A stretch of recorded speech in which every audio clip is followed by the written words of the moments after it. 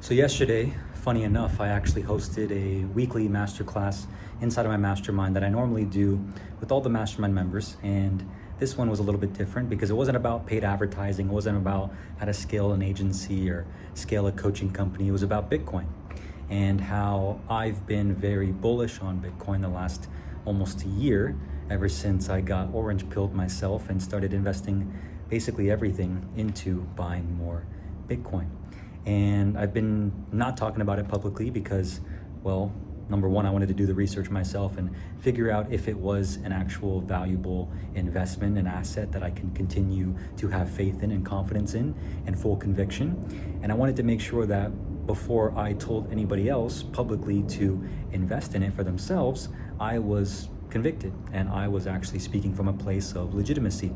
And yesterday, I did my first masterclass, basically orange pilling my entire mastermind, which I'm going to show you here in a second. And I'm going to give you the entire presentation for free because I believe that listening to this advice could dramatically change your life. In fact, over the last 4 months, I've been telling multiple friends of mine and multiple family members to buy Bitcoin, to trade in their Ethereum cryptocurrency, their XRP, their Solana, all these other gambling coins that really aren't going to be sustainable compared to Bitcoin. And some of them, most of them, haven't listened. In fact, I told somebody that had 10K to invest it in Bitcoin. They didn't do it. That 10K would now be worth 28. Luckily, the people that did, hopefully they have got some wins. But regardless, I want to share this on my personal channel because it's not really to do with anything that I've been talking about publicly on my channel before. And I've been told, hey, I should start a new channel for these sort of like raw talks or different topics and stuff like that. But at the end of the day, all I care about is sharing what I'm learning along the way. So this presentation was done yesterday, and funny enough, after it was done, Bitcoin hit an all-time high of 118K later that night. So call it what you want, but I call it perfect timing. I just hope that everybody in the mastermind actually listened to me, took action, and bought, because at that time it was 111K just a few hours earlier in the day. So if you've never thought about investing in Bitcoin, if you've always been wondering what Bitcoin was, this is a full masterclass on Bitcoin 101, what it is, how it works, why it's important, and more importantly, why I believe personally it's one of the best investments you can make as far as assets to store your energy, your value, and your money. Because again, so you can see my baby and my mom back there. My mom's over taking care of the baby while she's with us today. So yeah, sit back, relax, take some notes, and I would encourage you to check out the resources that I put in the masterclass training so that you can actually educate yourself. Spend the time, get the training, get the books, listen to the podcasts, go on YouTube, and see for yourself why the dollar keeps deflating, and more importantly, why your business is a cash flow business to be able to invest in assets that will continue compounding over time. Because at the end of the day, AI is going to continue to rise and replace most businesses. And in fact, most businesses you see today, especially coaching, courses, and info product businesses, will no longer be a real necessity for people. AI will change everything, but AI cannot print more Bitcoin. Enjoy. You guys see this? Yeah. Cool. All good? All right, sweet. So Bitcoin 101, disclaimer, I'm not a financial advisor. Nothing in this training is financial advice. This is just my opinion and for educational purposes only. Please do your own research and talk to a professional before making any financial decisions. I got to say that. But with that being said, here's what we're going to cover. Okay, number one, what is money? Number two, what is Bitcoin? Number three, why is Bitcoin my keyword, my preferred investment of choice?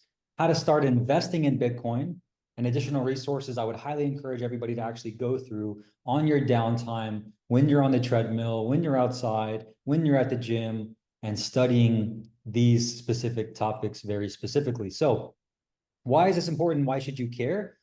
This is very important, right? Because who here has read Rich Dad Poor Dad? Raise your hand. Rich Dad Poor Dad? Okay. Robert Kiyosaki, right? Who's seen this quadrant before? Raise your hand. Employee, self-employed, big business, investor. Okay. So this is what it comes down to. Like, if you read anything by Robert Kiyosaki, like this is one of the first books I read, Rich Dad Poor Dad, that changed my life. I learned a lot of concepts in that book that obviously spoke to me. But this is called the cash flow quadrant, okay? And there's four quadrants on this: employed, self-employed, big business, investor. And actually, big can be relative, but business is the same thing. So we all start here. We all are employed by somebody when we're obviously younger or before doing our own thing with our own business. We're actively working for money, right? We exchange our time and effort for income, and we basically do not get paid if we don't work. And then we move to self-employed. This is when we're a solopreneur, basically. You work for yourself, but can you take a 6-week holiday and your business keeps on going without you? Right? It's a very powerful question. If you can, then you really don't have a business that's running sustainably without needing you specifically. Then you should move into business owner, right? Which is where you have people that are working hard in your business, and you basically have money working for you because your business is generating you income. Okay, so you move from employed to self-employed to business owner, which means you're now having money work for you. You're investing resources into your business and you're getting more resources back. And then you move from business owner to investor. And this is where Robert Kiyosaki always talks about how the wealthy and you get rich, right? You invest. They are the people that have money working hard for them. They play golf and live a good life, right? Their assets are basically accumulating interest and compounding over time. So your goal, right? Our goal should never be to make money. Our goal should always be to make money work for us. And your goal needs to be to get to the investor category as quickly as you can and have your business cash flow so you can invest in assets. So we've all learned how to make money, right? We've all learned how to acquire more skills that can allow us to make more money. For example, the books behind me, I think I mentioned this on my Instagram story if you guys were paying attention the other week. All of these books behind me, they helped me make all the money I've made the last few years. I've made over $7 million online, right? Because I learned how to market. I learned how to sell. I learned how to correct my mindset, how to be more positive, how to be more optimistic, how to be more abundant, how to think better thoughts, how to think about money. All of these books taught me those things. They taught me how to make more money, right? Sales, leadership, product management, all of these books behind me are that. But none of those books that I've read personally on my journey have ever really taught me what money actually is. They never actually taught me what money actually is and how it works. And this is the real discovery I made that made me recently rethink everything I was doing in my business and what I should be actually optimizing for. And so that's what I'm going to share with you today, what money actually is and how it works. So what is money? Did you guys know that there is actually a difference between money and currency? I didn't. Money and currency are two completely different things. This is currency. This is not money. This is money. Gold is money. Dollars are currency. Gold is money. So what is money actually? Well, the definition of money is it's a medium of exchange, a unit of account, it's portable, right? You can put it somewhere, you can basically move with it. It's durable, meaning it's not going to break or, it's not going to be easily withered. It's divisible, meaning you can take this gold bar and you can split it to different pieces of gold. It's fungible, right? It's interchangeable, and it's a store of value. So if you look at these two different things here, the difference is this one is a store of value. Gold holds its value over time. It'll always be valuable for the most part. Whereas currency, this dollar bill here, it doesn't have store of value. And I'll talk about why that is in a second. But the dollar keeps losing money month over month, year over year. It keeps going down. It's not actual money. It's a currency. Money holds a store of value. That's the difference. So when you think about that, you really have to ask yourself, wait, why are we working so hard for this when this isn't actually real money? Okay. And so is the US dollar a store of value? No, because as of July 3rd, 2025 of this year, the US dollar has lost 11% of its value this year. 11% of its value has gone down with this right here. It's lost its value. And so let me ask you guys, right? Has your cost of living also increased recently? I know mine has. Rent, groceries, just basic needs, taxes. Everything's been increasing. Everything's been going up in price. So, for example, this was a tweet I saw the other day. This is a guy who's been basically buying the same ribeye in the same store he's been tracking for the last 5 years now. And as of recently, annualized inflation over the past year, 10.6%.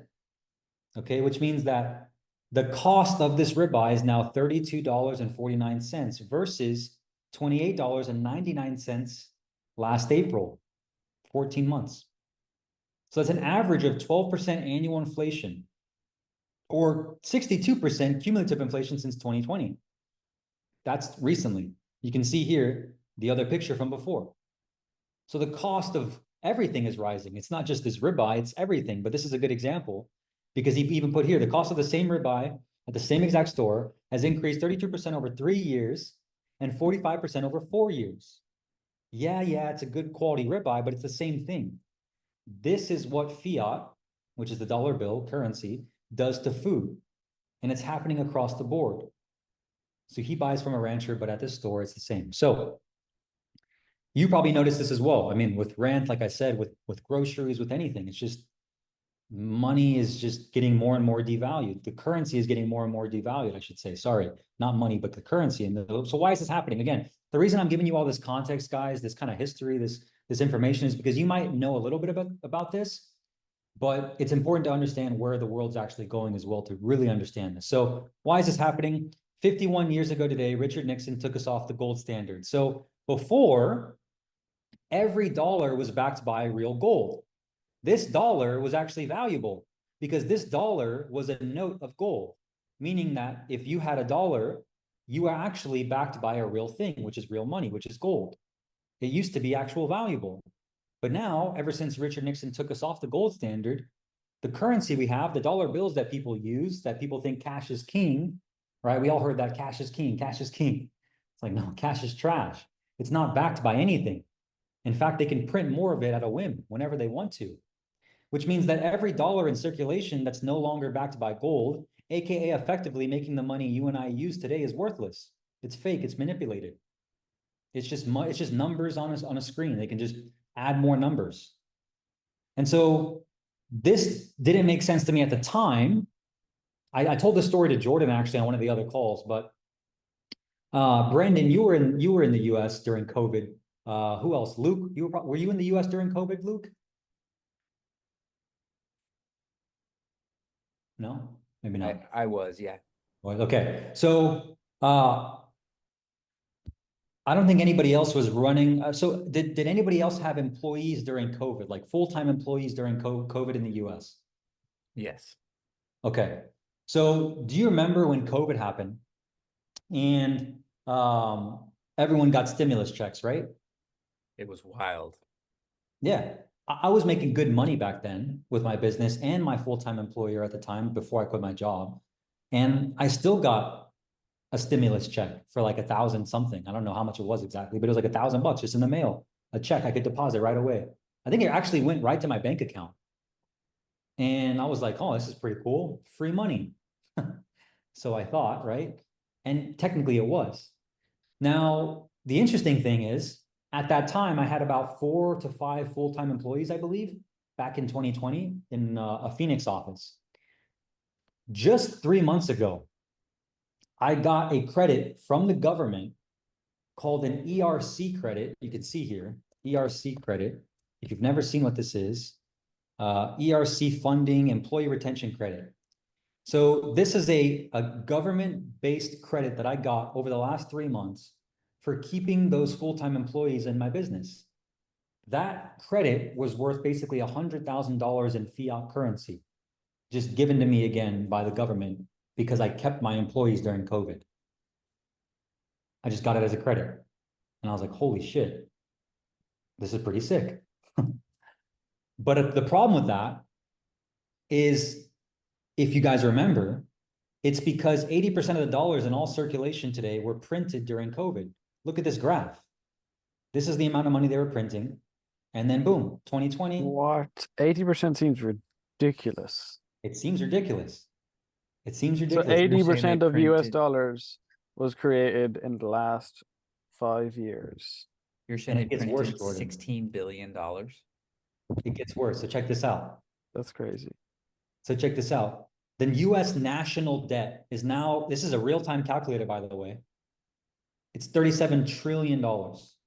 37 trillion fake dollars. These dollars right here that they printed. 37, because they just keep printing money.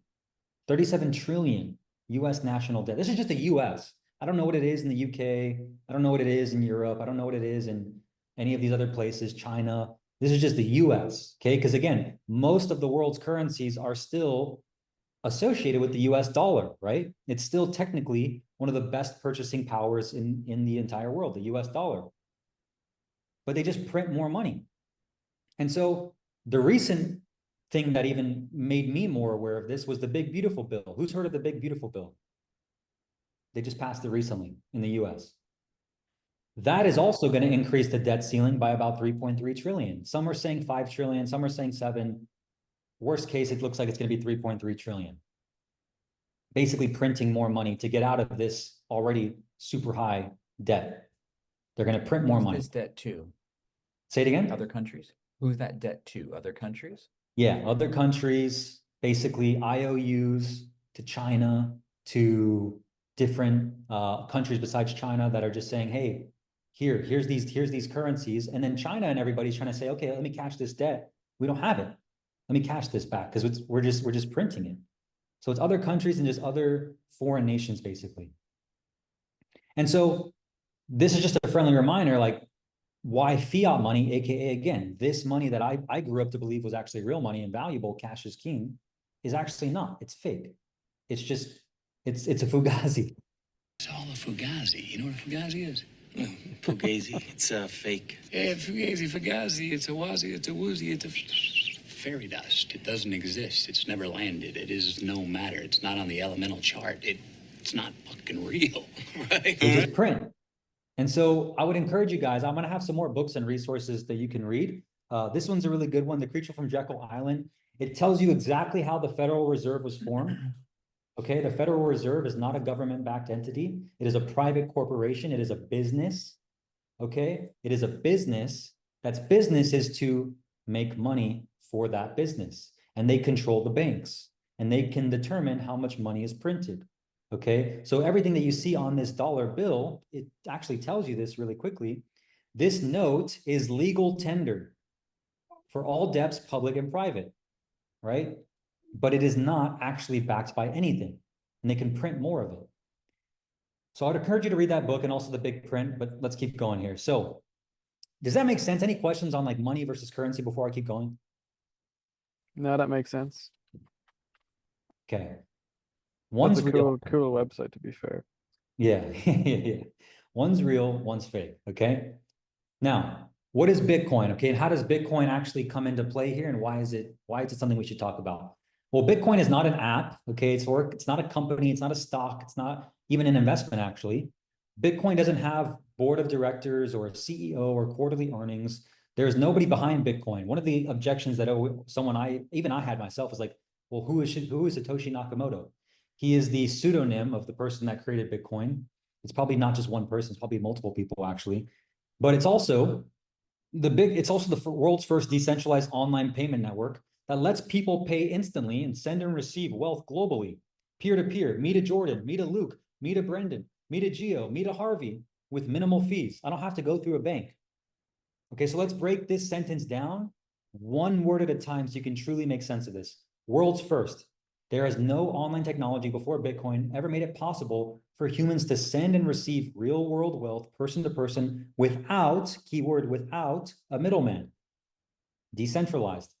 Unlike all other crypto tokens, including Ethereum, including XRP, including, freaking Doge, including meme coins, including all these other things, Bitcoin, okay, is not owned by any single person, entity, or company. Ethereum is, okay, XRP is.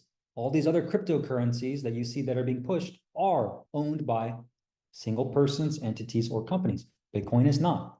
It's decentralized.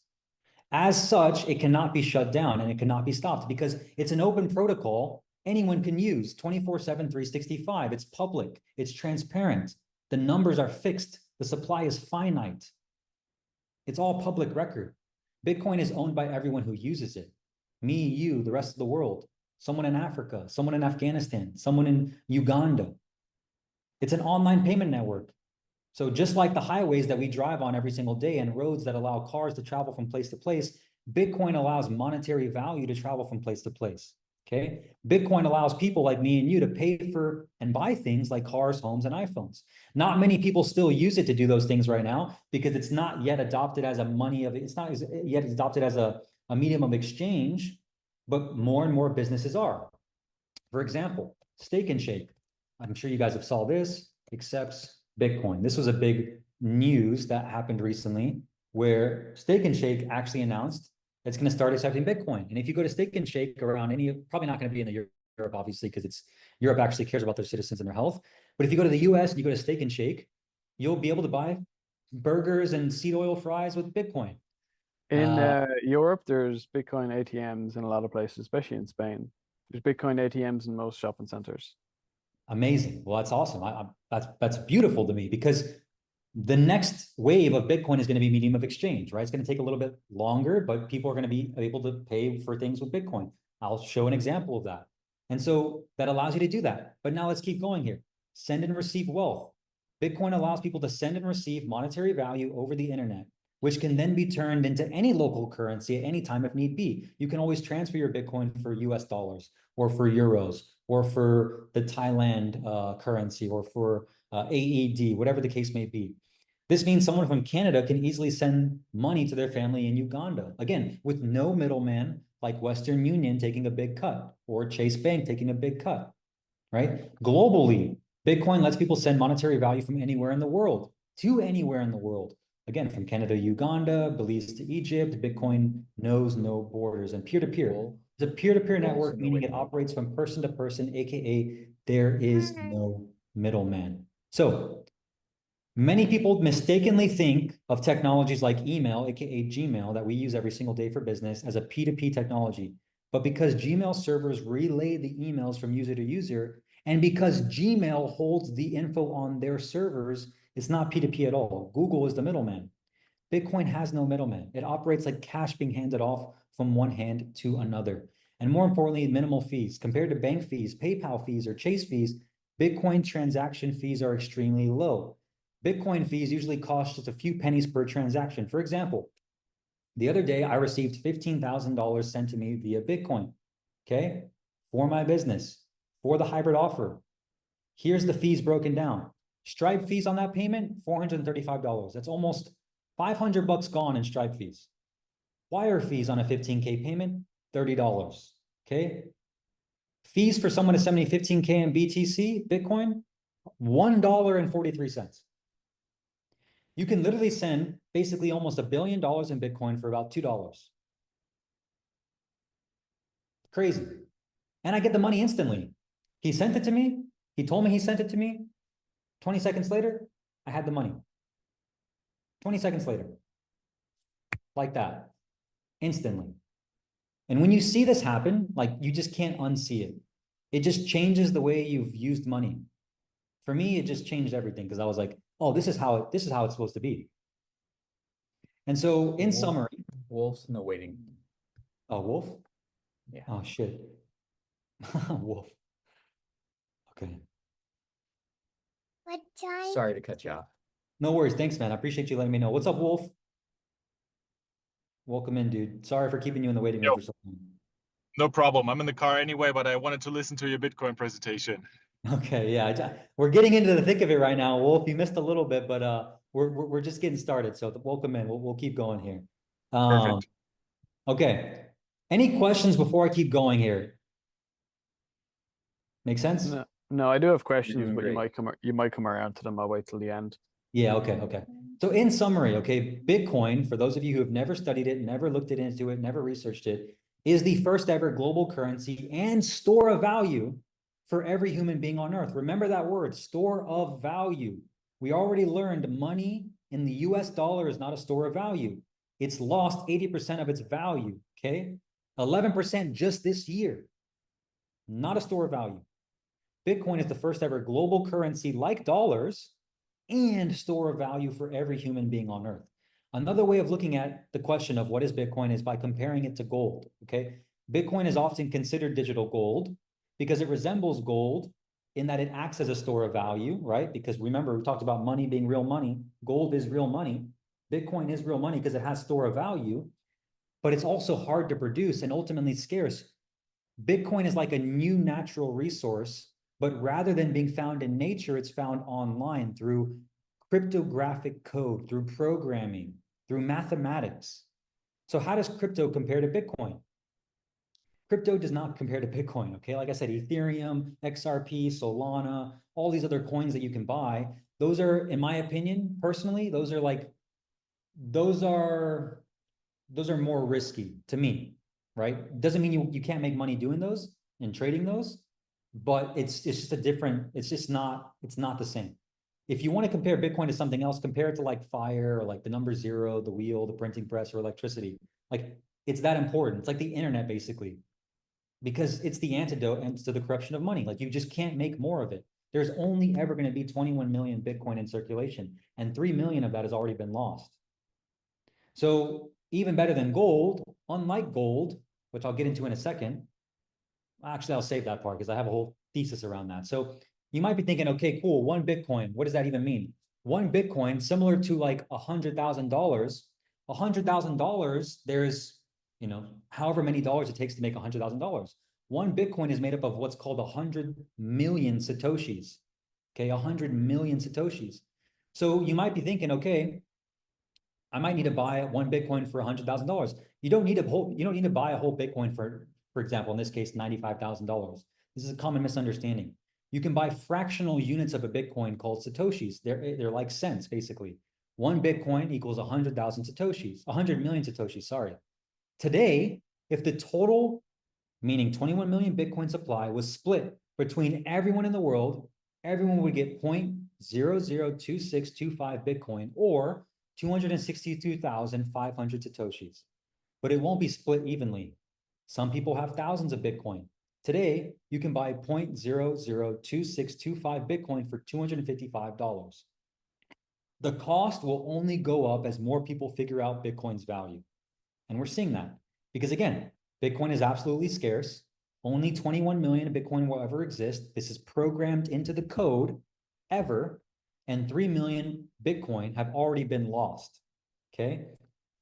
What do you mean it's been lost, Brian? Meaning when Bitcoin first hit the scene in like 2007, 2012, basically around that time frame, security for Bitcoin was a lot, like it was brand new. Like nobody really knew like what it was, how to actually store it, how to secure it. So for example, you used to be able to mine Bitcoin. Quick story time. I was in college at Arizona State University. I was a freshman or sophomore in college, I think, maybe. And I had a fraternity brother actually, who in my fraternity was actually mining Bitcoin. He was the guy I used to smoke weed with all the time. Like we would just always like look at like just different videos, like conspiracy things together.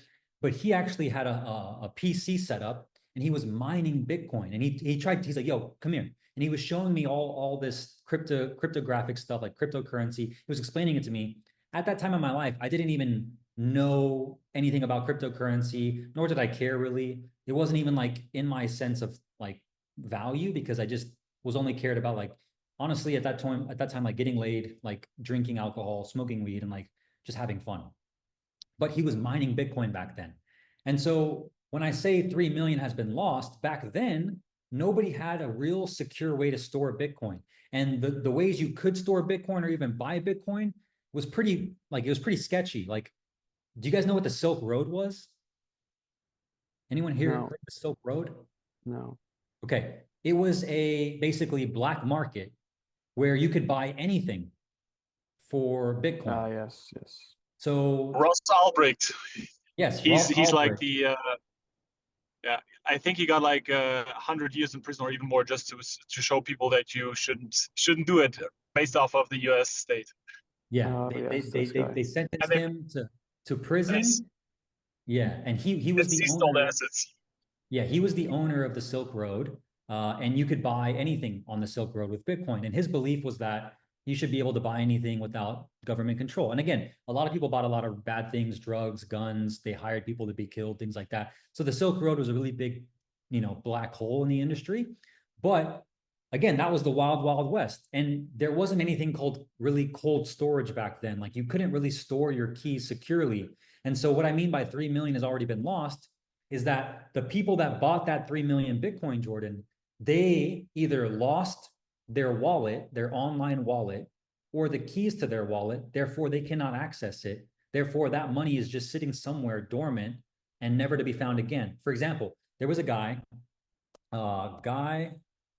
who the guy who lost it. Yeah. Bitcoin in landfill. Yeah, this guy, James Howells, 39, has been trying to retrieve a hard drive containing his lost Bitcoin fortune, which he believes is in some Newport landfill site that he accidentally threw away, and is about $570 million in Bitcoin today. Crazy. So again, that money will probably never be in supply again, which means now the cap of Bitcoin is even lost. It is even less. So it's systematically and mathematically programmed to work better than currency. It can be stored in your head. All you need is your seed phrase, and you can move your money anywhere. I can go to China, I can go to the UK today, and I can basically move my money that I have in cold storage with my keys without needing to be flashing my wealth or anything anywhere. Like nobody will know I have it. It's just up here, right? It's up here. No one can have my phrase. And so Bitcoin can also be sent at the speed of light across the world. I can send money to you guys right now with Bitcoin. You can send money to me and you can receive it in 20 seconds or less. And it can be verified by anyone and easily and cheaply. There's no manipulation. So that's Bitcoin, okay? That's what it is. That's how it works. It's very simple. Of course, there's plenty more things that I could probably missed in explaining it, but I want to give you the high level recap, okay? Now, let's keep going here and show you the next part. So why is Bitcoin my preferred investment of choice? Well, let's compare it to gold. Okay, so we talked about how gold is money, right? And how gold is better than the dollar bill. But here's why I believe Bitcoin versus gold and Bitcoin makes more sense. So unlike Bitcoin, gold isn't truly scarce, right? Gold is a lot less scarce than the US dollar because it can't be printed at will, but it can still be mined. And this recent discovery proves it. I don't know if you guys have seen this, but literally on July 6th, 2025, literally a couple days ago, apparently asteroid Psyche 16 has been found to contain gold reserves worth of 700 quintillion. That's enough to make everyone on Earth billionaires. It's just one asteroid in the outer space that has gold on it. Okay? There is 0 Bitcoin on this asteroid. I can tell you that for a fact. They've literally found gold on other asteroids that can be mined.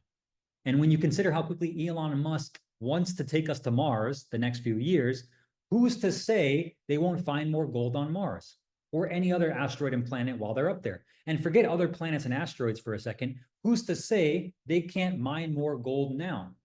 Oh, wait, they can. And they do. And they will when the price of gold goes up. The money floods into trying to mine more. And guess what? They always find more. The world is abundant with abundant resources. There is still so much more gold to be mined on this planet. It is less scarce, right? It is more scarce, I should say, than dollars because it's harder to get. It's worth more. It has a store of value. But Bitcoin, however, has a hard stop at 21 million and nobody can manipulate it. There will only ever be 21 million Bitcoin. And again, I'm not going to carry $1 million worth of gold. You know how hard that's going to be? If I try to take $1 million worth of gold with me to the airport and try to pass through security, do you think they're going to stop me? Fuck yeah, they're going to stop me. Dude, what is this? You probably stole this money. They're not going to let me through. It's like a friction. It's just a friction like waiting to happen. Nor would I want to carry $1 million worth of gold anyways. That's a huge liability. I'm going to have like an armored truck. You guys see those armored trucks that deliver the money to the banks every single day? Like I'm going to have security guards to carry that kind of money. It's a liability. It's not easy to transfer, not easy to store. It's not portable as easy as Bitcoin. So I prefer Bitcoin. Will I ever own gold in the future? Maybe, maybe not. But I prefer Bitcoin. Bitcoin versus real estate, okay? The quote, I bought real estate because it always goes up. Let's Congrats. go, Harvey. Harvey, let's get the debate going. Again, I am not this is just my personal preference. I've never invested in real estate personally, so I'm not shitting on real estate by any means. I'm just going to share what I think about real estate as an investment for me personally. So if you invest in real estate, that's your prerogative. I am not in saying it's, I think anything is better than dollars, to be very clear. Anything's better than dollars. But here's why I believe Bitcoin actually beats real estate, okay? Congrats. You now own dirt for a house, for example, right? Everyone says, oh, the house, you know, how people used to say a house is the best investment you can ever make. Our parents always taught us that growing up, buy a house, you know, go to school, the same programming we're always taught. It was a marketing campaign by the government. 30 years of debt, 7% interest rates. If you have tenants, guess what? 2 a.m. plumbing emergencies, property taxes, insurance companies, HOAs run by sociopaths. Meanwhile, Bitcoin just sits there. It doesn't leak. The roofs can't leak. It doesn't rot. The floors don't rot. It doesn't call you while you're at work to fix the plumbing. It doesn't require a lawnmower to mow the grass. And it silently devours the collapsing fiat system like a black hole with an appetite for human stupidity. There's no tenants you have to manage. There's no insurance. There's no property tax.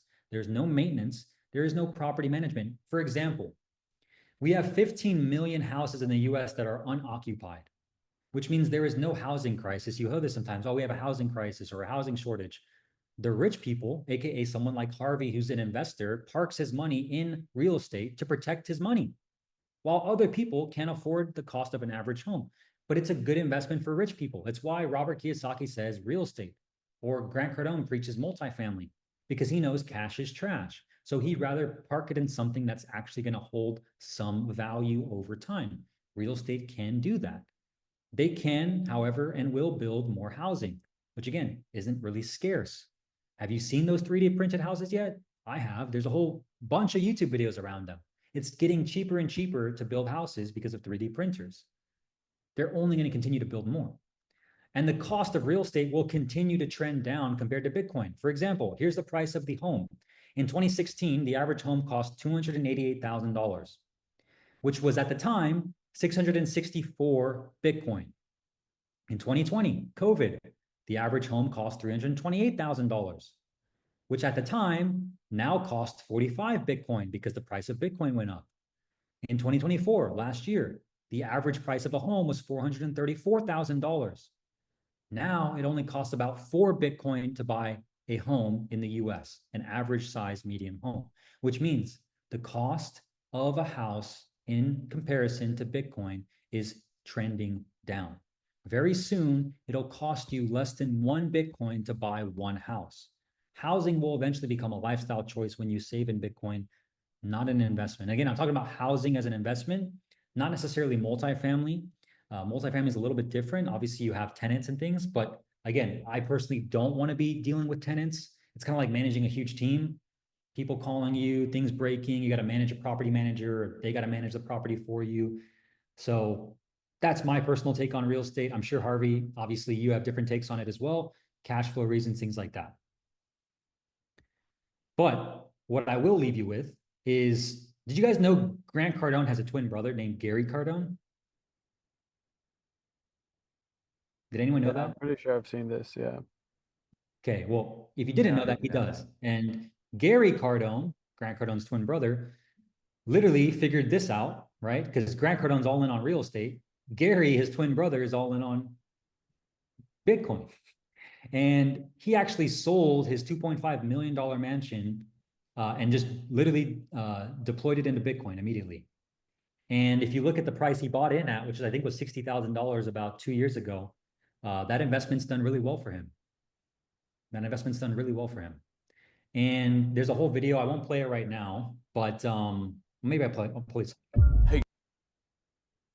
This is actually worth playing because he does say a few things that I think is worth repeating here. For example, He looks like a Temu version of Grant. Yeah. For stocks of the 21st century, I think Bitcoin will outperform NVIDIA, the S&P, gold, silver, US dollars, crude oil, aluminum, copper, real estate. It's going to just run over every one of these returns. And when the world wakes up, and a very, very small percentage of the world is awake to this opportunity, when the world wakes up, everyone's going to own Bitcoin. Hey, you guys are probably wondering why I'm on the road, but I just sold this house and I'm scared to trespass. Plus, these are really nice neighbors, and I don't want to offend anybody. So I'm trying to, hold my little manners that my mom taught me in check. This house is costing me around, call it about $8,000 a month. in mortgage, utilities, maintenance, upkeep, $600 a month just to mow the grass, probably a $500 electric bill, insurance, $8,000 a year. So I sat on this property for 3 years, okay?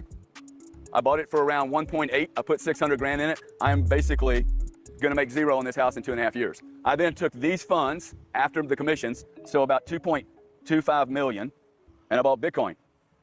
I bought Bitcoin for you guys that are, you know, oh, Gary bought it at 30 and he's shilling Bitcoin. I bought Bitcoin at 66,818. I bought $2.25 million worth of it. Okay, that was 3 weeks ago. It's worth 70 grand today. Okay, and we'll see what it's worth in a year. But my bet is it's worth in 1 to 2 years, 3 years, a heck of a lot more than the return I got, which was zero. Today it's worth $111,000. Gary Cardone has made way more money he's had in the last 2 years than he ever had with that house in the last 3.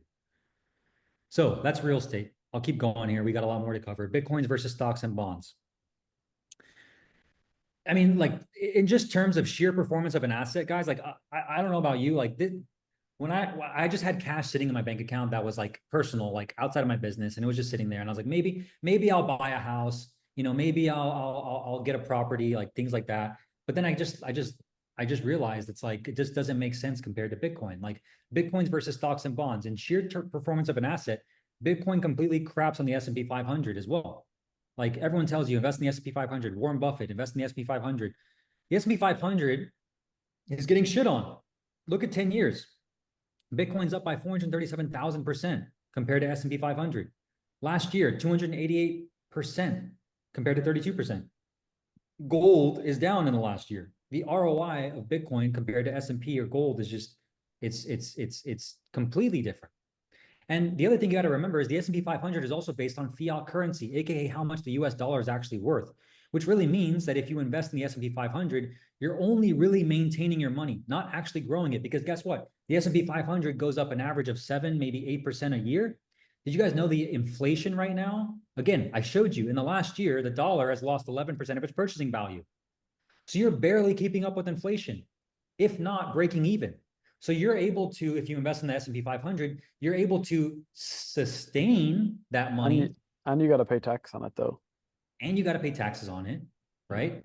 You're able to sustain that money, but it's never actually getting you rich and wealthy. You're just keeping the money's worth at that time because the S&P 500 just keeps going with it. It just keeps going up with the cost of inflation. So although it's not as bad as holding cash, because cash is going to continue wasting value, it still isn't something that ever made sense for me personally to invest in. Now, here's another way to think about it. It's just a lazy way to invest your money, in my opinion. You're just investing in a group of 500 public companies on the stock market and hoping those companies actually succeed. For example, in 2023, only 7 of the 500 companies in that stock actually accounted for the S&P's 500 growth. So these are the companies right here: Apple, Microsoft, Nvidia, Google, Amazon, Meta, Tesla. Out of the 500 companies, 7 companies made up for the growth of the S&P 500. You'd be much better suited investing in those top 7 companies individually than the entire S&P. Lastly, for me personally, if you think, okay, I'm going to invest in the S&P 500 because, you know, it's easier way to invest. Okay, that's great, fine. But you're also supporting companies that you might not actually agree with. There are companies in there that are actually very much pro-war. I had no idea this was actually a thing until recently either. And for example, one of the companies that performs really well in the S&P 500 is a company called Palantir. And I'm not going to go into it right now, but you can see that Palantir was a top performing stock in the S&P 500 in 2024. And if you look at what Palantir does as a company, you'll see that it's not very pretty. And it's literally based around war. Another example would be, for example, there's another stock called Raytheon. And Raytheon also makes basically weapons and arms for war. And there was a bunch of numerous politicians that appeared to have bought stocks in Raytheon before US attacked Iran. US Congressman Josh bought Raytheon, a weapons manufacturer, last month. Congressman Bruce Westerman bought Raytheon before we attacked Iran. So not only do you not know what you're really investing in, but you could be supporting something that you don't actually agree in. And war aside for a second, there's also companies in the S&P 500 like Pepsi, for example. Keep in mind, my first job out of college was actually working for PepsiCo, right? The S&P 500 company, PepsiCo. It's a big Coca-Cola soda manufacturer here in the US. PepsiCo literally gets paid to poison us. Like they literally have synthetic Coke, soft drinks, chips, snacks, all the stuff that you and I grew up eating that we thought was really good at the time before we knew what actual real nutrition was. That's what you're supporting. I don't support that. I quit that job, nor would I support that company today. In fact, some of my wife's family actually works for Pepsi right now. And I had the opportunity to potentially run ads for Pepsi with adspend.com because they knew the marketing director there. I'm not going to take that account on because I don't believe in what they do. I don't believe in the snacks they sell. I don't believe in what they sell. I don't believe in what they produce. So it also comes back to your ethics as well. And again, just playing real simple math here. This is a chart on how you can see the S&P 500 is performing compared to Bitcoin. Over here, if I take all this away, right? Actually, it's easier if I just keep this one on. You can see here that this blue line, okay, this is Bitcoin. You can see this red line, this is the S&P. Everything trends down compared to Bitcoin. So if you look at this chart alone and say, okay, S&P versus Bitcoin, well, you can clearly see Bitcoin's winning. Bitcoin will always win because you can't print more money. So this chart alone should tell you that investing your money in S&P probably isn't going to be the best return for your investment. So this is why I personally prefer to invest my hard-earned money in Bitcoin, because what people think is happening is Bitcoin continues rising, which is true. But what is really happening is Bitcoin staying the purchasing value and the store of value that it always needs to be. And what's really happening is the dollar is losing its purchasing value. People say, oh, but Bitcoin could go to zero. Sure. And the dollar has just been having a bad century. Again, you can see the decline of the purchasing value of the dollar. It's literally dropped 80% of its purchasing power. So Bitcoin continues to store its value. Make sense? Makes sense. Yeah. Okay. I've got to jump in 9 minutes, unfortunately, but I'm wondering what's left, Frank. So I also got some questions. How to start investing and then resources. So that's Okay. what's left. Ask them away. Yeah, well, I just wrote stuff down. How to start investing would probably be relevant to one of my questions. It is, yeah, where to buy, where to hold, and then I'm just curious about a business account setup. And then I'm also I'm curious, like I would love to like I'm curious on like the whole going to zero thing as well, because it's like, yeah, I'm curious on that. But yeah, mainly those two, because I know I probably have to buy, it's better to buy like a physical like Wallet, hardware, but I'm sure you're gonna go into that now. Yeah. So let's talk about Bitcoin going to zero. I'll answer that one first. Can Bitcoin go to zero? I mean, honestly, dude, the only way, all the questions you guys probably have is the same questions I had. Can it be hacked? Who created it? Is it a scam? You know, like that, like what, like it's like all these questions. Can Bitcoin go to zero? The only way I see it going to zero today personally is if, for example, the internet for whatever reason is no longer a thing in the next 5, 10, 20 years. Like that's the only way that can go to zero, because as long as the internet is around and people are going to be online, Bitcoin will always have value because it's peer-to-peer, it's decentralized, it's online. And again, unlike Mars, if we go to Mars, I can send Bitcoin to Mars. I can literally send Bitcoin to somebody on Mars if they have online internet connection and Wi-Fi. I can transfer it to them immediately. So the only way it goes to zero is if the internet is no longer a thing, or if there's a seismic quantum computing hack that literally shuts off the entire grid and we don't have really anything anymore, electricity, internet. And at that point, we have a lot bigger problems, because if that goes down, that means if Bitcoin can go down, that means that the world's banking system can also go down, which means everybody's money is frozen in the banking system anyways. Yeah. We have a lot bigger problems than Bitcoin at that point, in my opinion. That's where you need land and you need guns, which again, I'm still pro land. So I think that's going to be obviously a very worthwhile investment. Now, investing, and again, Jordan, I'll send you these resources too. You can look at it. I would encourage you to start doing your own research on it. And you can answer your questions for yourself, but those books. Yeah, no, I have already. I'm just like, I'm just more curious on what you're doing. Yeah, 100%. Okay, here's how you can start investing in it. So you open an exchange account. So to begin buying, you have to first open a Coinbase account, Gemini, Kraken. Those are like the top three. Kraken has the least fees. So I would recommend going with Kraken. I personally have Coinbase and Gemini. I don't have Kraken myself, but if I was to start over again, and I probably will open a Kraken account anyways, because it has the least amount of fees. So you want to open one of those accounts, it's free. You just connect it to your bank account. Okay. So your personal checking accounts, you can buy Bitcoin. However, you do not want to keep your Bitcoin on any of these exchanges. Okay. If your crypto is on an exchange, it's not actually in your possession, and you risk losing it due to being hacked or a company stealing your coins. So for example, you asked earlier, Jordan, how come those Bitcoin were lost? You can look at, for example, FTX or Mt. Gox. This happened, obviously in history. You just do not want to have your coins, your Bitcoin on an exchange. There's a Coinbase hack recently earlier this year where people's names, address, and phone numbers and emails were leaked, IDs, things like that. So you want to obviously have your bank account set up there, but you want to move it away. So this is where you'll always hear people say, not your keys, not your coins. To properly use an exchange, buy the crypto on the exchange and then transfer it to your cold storage wallet ASAP for safety. So once you set up your account on Coinbase, Gemini, or Kraken, get a cold storage advice. So what is a cold storage advice? Step 2 to get one.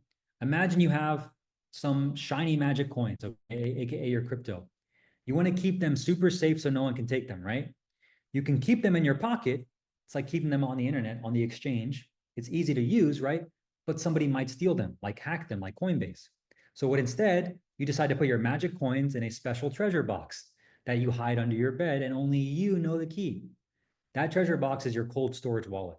It's not connected to the internet, so no one online can get to it. You keep your coins safe and sound until you want to take them out and play with them. So here's what I recommend. Trezor, this is a simple setup for beginners. It's like $100. Trezor Safe 5, that's the one that I personally got. It's like $120 or something like that. It ships to you in like 5 or 7 days. Easy to set up. There's plenty of YouTube videos showing you how to set it up, and you can have your crypto transferred there pretty much instantly. It's also a digital wallet too. Advanced would be like Blockstream Jade. More advanced would be Cold Card. I think I recommend Trezor. This is not an affiliate link or anything. This is the one that I use personally. I'm just recommending what I use. This is what I probably would use in the future, these over here. And I would recommend starting with this one. So you buy on the exchange, and then you transfer to this. There's more questions you guys will probably have on how to do that. Happy to do that, answer those privately if you want, but it's pretty simple to do. So here's a warning, okay? Once you set up your cold storage wallet, you'll set up a PIN number to access the wallet, and you'll also get a 12 or 24 word key or seed phrase. This seed phrase is your private key. Never under any circumstances share your seed phrase with anybody. Do not even write it on your notes app on your phone or in Google Sheets or online anywhere. Always keep your seed phrase offline, written down somewhere only you can remember. Memorize it ASAP. And once you do, you'll be able to travel the world with your keys in your head and your wealth right here in your head. This may seem risky or scary, and at first it was for me too. Like I was scared at first. This sounds complicated. I'm kind of scared. Sounds too risky. Until I realized that keeping my money in the banks and in dollars was way more risky than learning how to follow these simple instructions and take ownership of my hard-earned money. You guys have already made money. You've already put the energy and effort to actually make money. It's your job and your responsibility to keep your hard-earned energy that you've already spent stored in a place that's secure, that you own, that nobody can take from you. That's the whole point of Bitcoin. And that's why I love it, because you can protect your own energy you've output to grow your business, and nobody can take that from you. But you got to be careful, okay? Just follow the instructions on the wallet. Now, buying it, how do you buy it? You can do two ways, okay? You can buy and hold. Like, let's say you have $100,000 liquid right now, you want to deploy. You can buy it one fall swoop.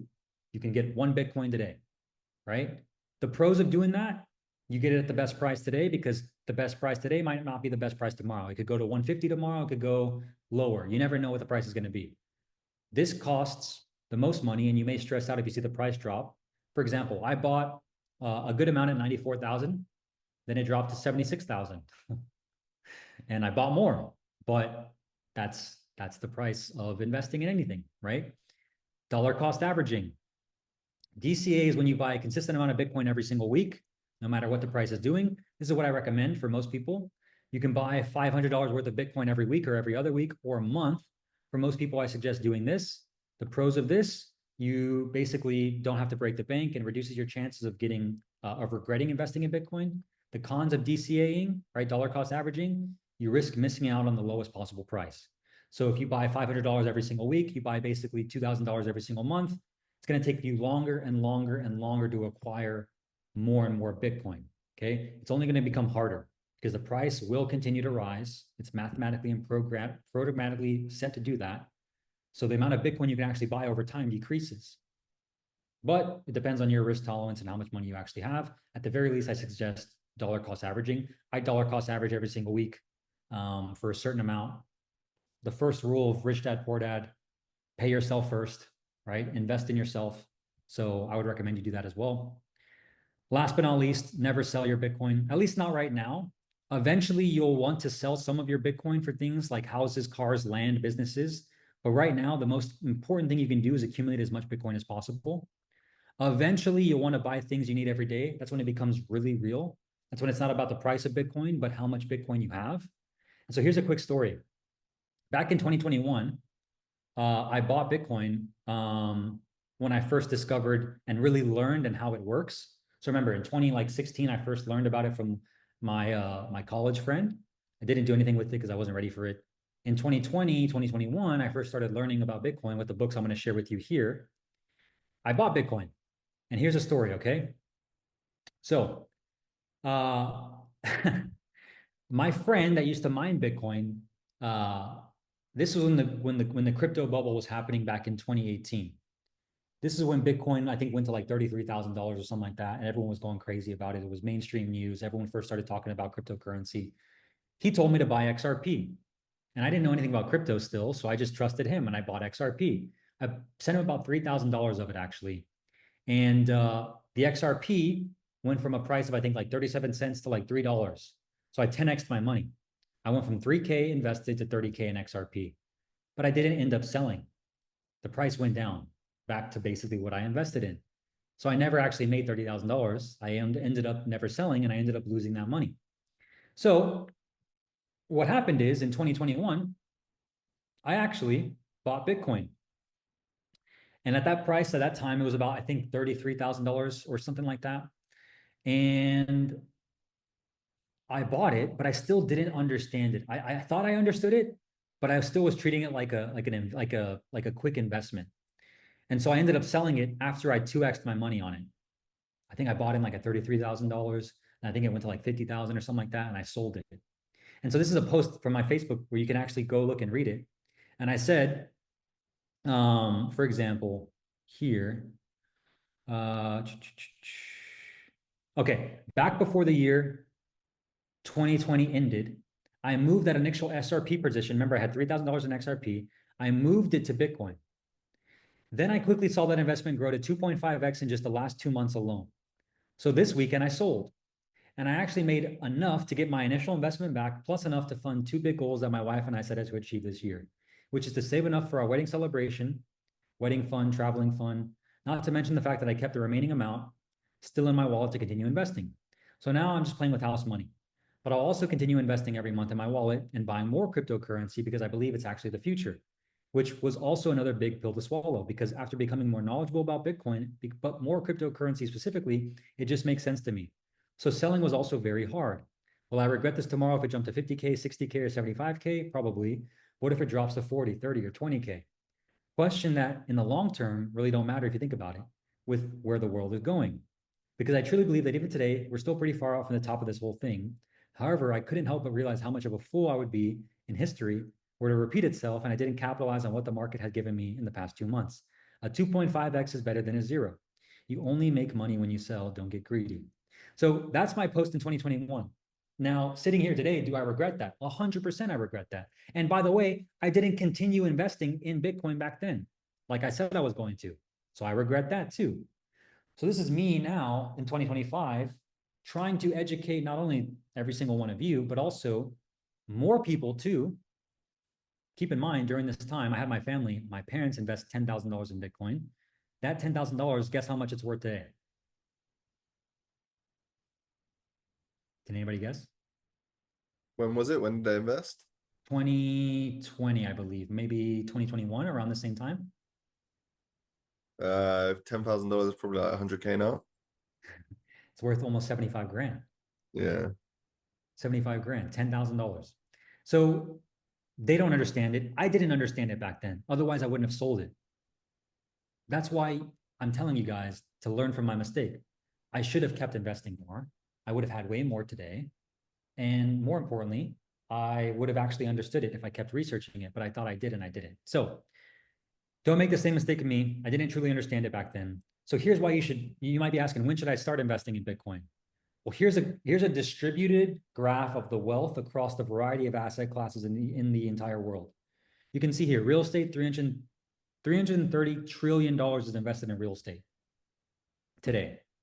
$300 trillion in bonds, $100 trillion in just cash, right? Fiat currency, $115 trillion in equities, $6 trillion in cars and collectibles, $18 trillion in art, $16 trillion in gold. Bitcoin is sitting around, I think, a $2 to $3 trillion market cap right now, which means the majority of the wealth in this world is still not invested in Bitcoin. It's invested in gold and art, in cars, collectibles, and real estate. And once more and more people start realizing that Bitcoin is a superior asset, they will start moving their money to Bitcoin, which means it will be harder and harder for people like me and you to acquire more Bitcoin. Companies like Michael Saylor's strategy is buying hundreds of thousands of Bitcoin every single week. They are literally wiping the floor from everybody that can invest in Bitcoin. So if I go to Saylor, for example, and you guys are not seeing this, I would pay attention to this. He just buys more and more Bitcoin every single week. For example, if I go to here, Strategy has added $21 billion of digital assets in Q2 2025. They just buy and buy and buy all the Bitcoin as much as possible, which makes it harder and harder for me and you. He has $64 billion worth of Bitcoin in his strategy portfolio. $64 billion worth of Bitcoin. There's also the president of El Salvador, who I just posted yesterday, who made one of the smartest decisions I think I ever made by a country and a president. He has $691 million worth of Bitcoin. And yesterday, because the price went to 112K, he made about $21 million in gains from that portfolio. So again, I share this with you because if you look back at the investment here in real estate, it used to cost only $664 Bitcoin to buy one home. Today, it costs less than 4 Bitcoin to buy one home. It's getting harder and harder to acquire one Bitcoin because why? One Bitcoin is $111,000. It's more expensive. And so after years of holding, you'll realize that all the price predictions don't matter. Like people tell you it's going to go to $1 million, it's going to go to $10 million per Bitcoin. You know, some people say whatever the crazy, Michael Saylor, this guy that bought 20, that continues to buy it week over week over week, month over month over month. He's up 210% for his company because he keeps buying it. He says in 21 years from now, it'll be basically $21 million per Bitcoin. Do I believe that? I'm not sure. I do know it'll still continue going up. I think very bearish estimate will be probably $1 million per Bitcoin. That's a very safe, conservative estimate. So I would encourage you to first invest in yourself, AKA your self-education. Buy some of these books I'm going to share with you. Continue to buy courses, coaching, masterminds, get in the right rooms with people who know more than you. Continue to invest back into your business as much as you can to maximize your returns and your profit. But seriously start allocating the excess capital you have, ideally, potentially into Bitcoin. Even if you just start dollar cost averaging today. I believe the reason why Bitcoin makes more sense than ever, guys, is because of what we learned this past weekend in Miami. Okay, pretty soon AI will only make everything cheaper, faster, and more efficient. The cost of everything will go down because everything will become more abundant.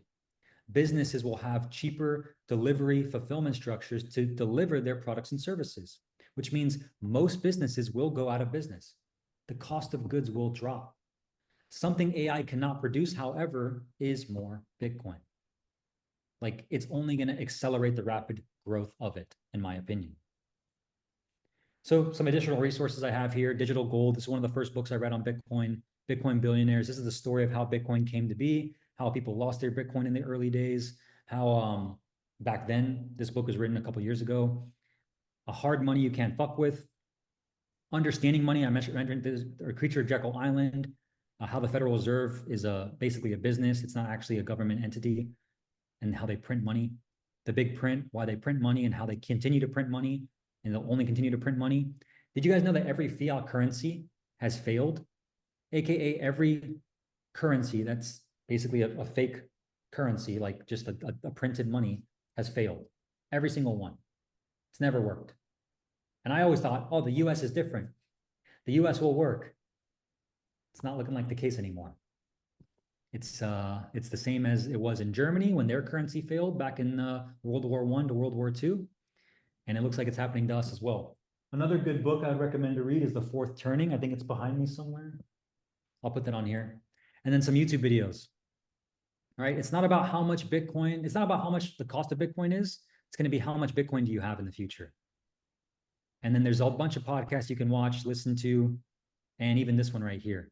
This is a retirement calculator, which shows you if you want to retire, if you make $100,000 a year today, and you're age 25 or age 35, how much Bitcoin you need to retire in the next 5 years, 2030, about 5 Bitcoin. In 2035, 10 years from now, about 2 to 3 Bitcoin. Again, if you make more money, 150,000, 250,000, 300,000, that can all be relative. So those are all here for you guys to go through. That's it. Nice, bro. Brian, what